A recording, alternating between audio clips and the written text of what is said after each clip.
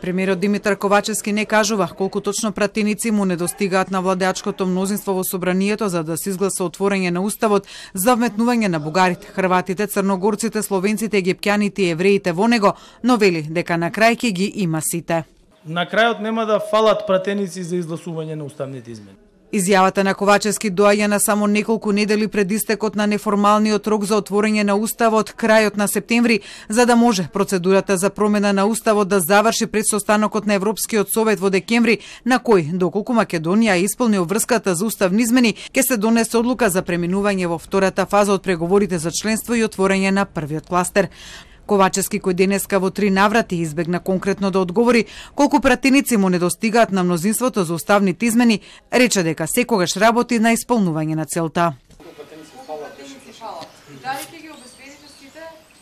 Прво, јас секогаш сум верувал во остварување на целта и сум работил целта да се оствари. Истото беше исто тоа дали ќе ги почнеме преговорите со Европската унија и дали ќе добиеме преговарачка рамка.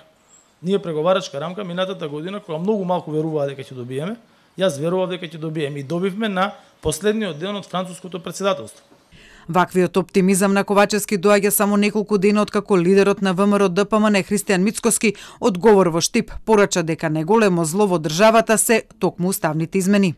А уставните измени се полоши од катастрофата во секоја друга област. Затоа што се натурени, наметнати и диктирани од надвор. Пред еден месец министерот за надворешни работи Бујар Османик пак беше поконкретен од премиерот и рече дека на власт недостигаат 8 пратеници за да бидат изгласани уставните измени. Мислам дека недостасува број на пратеници некаде околу 8.